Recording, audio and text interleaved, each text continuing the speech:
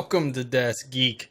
So we've got the Nintendo Switch in hand, and I want to do a review and let you know, should you purchase this device, this new console by Nintendo, or should you take a pass?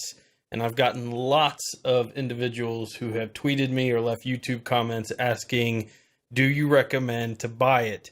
And so I wanted to wait a few days after purchasing this item and playing through Zelda and kind of getting over that initial brand new hype feeling before I went and did this review for you, so that you would really get an honest opinion. And it would be very easy for me to just sit here and say, oh my gosh, it's the most amazing system in the world, and reap all the thumbs up that I'm automatically going to get from all the Nintendo fans, and then just leave it at that. But I pride myself on making sure that I bring you full and comprehensive, honest reviews. What am I thinking? Am I going to keep this device? And give you the true feelings now that the hype has weared down a little bit. We had our 2 live streams that I did with the developer of Gods and Nemesis, my brother Chad. He was here. We played through hours and hours of Zelda, had an absolute blast. So right off the bat, Zelda by itself, not talking about the new Nintendo Switch, because you can play Nintendo or the Zelda on Wii U. Zelda's amazing. Zelda is worth all of the hype. It is taking the Zelda world and putting it in Skyrim. I honestly believe by the time I'm done with this, this will be probably the best Zelda ever in my generation. Now, my brother's generation, he still remembers the gold cartridge Nintendo Zelda, and he probably will say that's the best Zelda of all time. But for me, this is probably going to be the best Zelda I've personally ever played. It's the one that has wrapped me up the most, and I feel like I got my hands on a Skyrim-like entity. So first, I'm going to take you through the Nintendo Switch menu systems. What's here, what's not, and then I will switch and take the Switch. Oh, there's going to be a lot of that going on with the Switch, where take the Switch, actually show you some of the hardware and things, but there's plenty of unboxing videos out there, and I'll show some clips from an unboxing video I did when I first got it. But again, I really didn't feel like it added anything new, so I'm going to put those clips in here versus having it as its own video, so you may see some of those pop up as I'm talking about this. So this is what you're going to see when you boot up into the Nintendo Switch. Well, actually, you'll see nothing here either. You'll see another blank box, because right off the bat, the Nintendo Switch doesn't come with any games at all. It doesn't really come with anything. There are no apps to download. There is no Netflix. There is no Amazon. There is no media consumption capabilities at all. But we'll get into that in a minute. What you do have is some options down here. The album, which is any screenshots that you've taken while you're in game, would go here. You have your controllers, of course, which you can configure, your system settings, a sleep mode, your eShop, and any Nintendo news out there. So let's go to the eShop, and we'll log in here, and I'll show you some of the games that are available. I also will show you all the titles out there in a spreadsheet format here in a minute, because I think it has some interesting information when you relate it to other consoles and their release titles. So this is everything that's available right now. You have Zelda, of course. You have Super Bomberman. I was a huge Bomberman fan on the PC back in the day.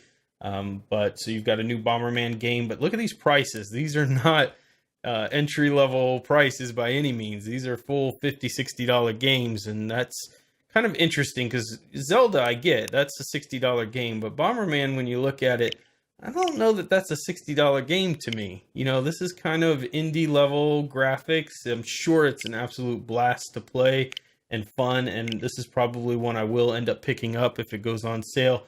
Again, just personally, my opinion, I'm not sure that's a $50 game. Then you've got the 1-2 Switch, which is kind of like the, action game with the Joy-Cons that you can play, and you could do various things like samurai, exercising, Pong, milking a cow randomly.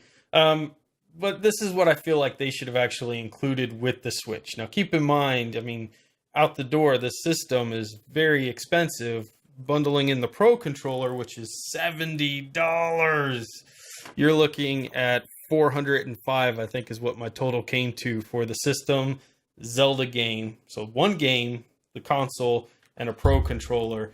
is going to put you back $400. Now, you don't have to have the Pro controller, so that would take you down into the mid 300s, but you kind of do need a game to start off right away with, and that would have been a cool one to include. I'm really surprised Nintendo didn't, but maybe there were some cost issues there. You've got Shovel Knight, which you can play on computer or any console, anything like that. You have Just Dance 2017, again, titles available everywhere in the world, but it could be fun. You have Fast RMX, which is a racing style game, and it looks like pretty good graphics and things. I'm not a big racing person myself, this futuristic kind of racing, but if you're into that, that's great. Snipper Clips is I really don't know what this. Laugh Out Loud Couch Co-Crop. I guess you crop things and make designs. Knowing Nintendo, they take these silly things and they make them a blast, so I make fun of it, but it probably is a good game. And I Am Setsuna, which is a Square Enix, and it looks very Final Fantasy-esque. More of that medieval, back to medieval Final Fantasy style game. And that one goes for about $40. So you got a couple at 20, one at 9, but those you can get elsewhere. And Bomberman, Switch, 1-2 Switch, and Zelda, all at $50. I really feel like this 1-2 Switch one, even if they didn't include it to keep the cost down, should be more like the $9.99 title. I mean, I haven't played it, but again, you're not giving Buddy any game at all with the system. So I feel like that would have been nice. You've got Enter Codes, and coming soon, some games, Blastmaster, Puyo Puyo, which looks like a Tetris game, and Mario Kart Deluxe. So that's it. That's pretty much what you have. Now you can go into settings here, system settings, and you've got some stuff that you can change. Your screen brightnesses, locks, parental controls, internet information, data management here, so you manage your software and things, your users. You got Amiibo support, some themes, so you can change it to a black theme if you don't like that white theme, so more like that dark setting. Notifications, controllers, TV settings, and of course system information itself. Comes with the 30 gigabytes, I believe. Yeah, 25.7 free, so about 30 gigabytes is included. They do have a micro SD card slot available, which is pretty nice. So I love the portable platform of the Switch. I think the 720p, which I'll show you here momentarily, is absolutely gorgeous. I think holding the system in your hands and playing with it in the portable platform with the two Joy-Cons connected is absolutely intuitive. It's better than any portable system, the Vita, the 3DS. It just feels natural. It feels high-tech. The screen is bright and crisp. Playing Zelda, it's absolutely beautiful.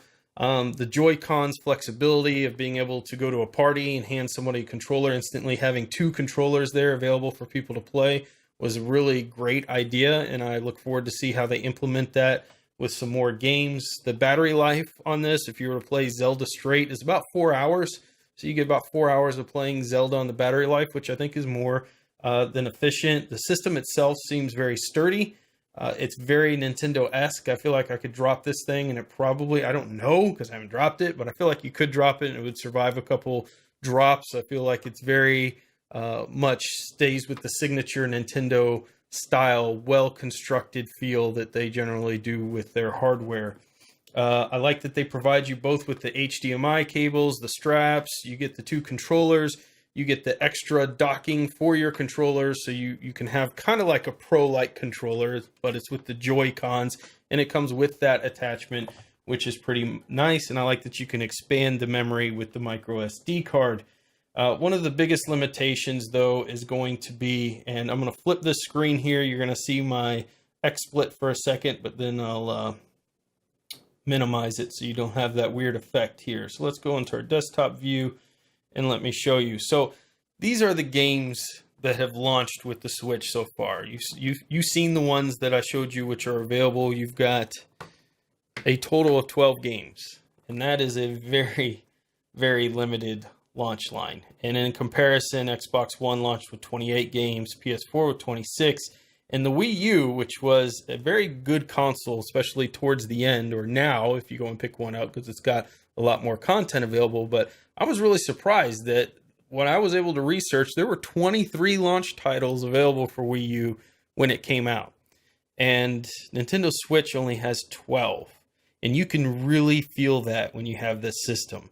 I know during the live stream, people were saying, well, what's the next game you're going to play? And there's nothing. I mean, Zelda's going to keep me busy for a few months, but there's nothing else out there personally that I'm that interested in playing. That's not to mean others won't find that they love it, but I want to see the Splatoon. I want Mario, the Mario Kart, Smash Bros. Even if they allowed you to have back catalog access, I think we would be in much better shape. So if I could go back and play some of these 23 titles even or more that have already come out for Wii U, even if I had to rebuy them in their digital store, that would make this a little bit more digestible when you look at the amount of money that you're spending on this system right away. Or if you compare it to a 3DS, for instance, which just has hundreds of games out there, this is a very, very limiting launch that they have. And I think once a lot of people get past Zelda, they're going to find themselves going, okay, now what? Now, when you factor in the fact that there are 0 media applications out there, there's no Netflix, there's no Amazon, there's no web browser, nothing. Now you have this $350, $400 system, depending on what you bought initially. $299 is the asking price, I believe, for this. If you just get the console itself, that can do not a whole lot outside of Zelda and these games here, if you're really interested in them, and a lot of which I can play on other consoles that are already available for those. So if you're a Wii U console owner currently, there really is no reason to go out and get the Nintendo Switch unless you travel and just have to have that portability. But keep in mind, even if you travel and have to have that portability, you're not going to have a big catalog of games to play for a long time. Now, within 1 to 2 months, they're coming out with an additional 5 games. ARMS, Has Been Heroes, Mario Kart 8 Deluxe, so we're getting one good IP there that I'm familiar with anyways. Puyo Puyo and Snipper Clips will be coming out. So then there's the future release titles, which we don't know. Rhyme, Splatoon 2, I don't even want to try to pronounce that, but I believe that's an RPG out there. Dragon Ball, FIFA, some other things, Rayman. Skyrim will be interesting. I'd really like to play that on here. Super Mario Odyssey, of course. Binding of Isaac, which you can play pretty much on any console, computer, anything. Ultimate Street Fighter, Xenoblade Chronicles 2. So 36 total games that will come out at some point between 2 months and the end of the year. Or maybe some of them will fall into next year. And of course, there may be more games announced. So that brings me to the biggest problem with Switch, which has been a big problem for Nintendo going back all the way to the Wii U. Their launch titles are really holding them back here. And it's hard for me to go out and recommend people to go and buy this system and spend that money. I mean, if you're a Nintendo fan, you're going to go buy it regardless, right? If you're on the fence, you're PC Master Race, and you like that Nintendo exclusive IP content, it's neat, but again, you're not getting a lot of that content yet with the Switch. So hopefully when they add in, hopefully they do, it's rumored that they will, a backlog catalog for the Wii U games, and we get some more launch titles out there. Maybe even they add some backlog catalogs for the 3DS games, which is kind of what we all expected.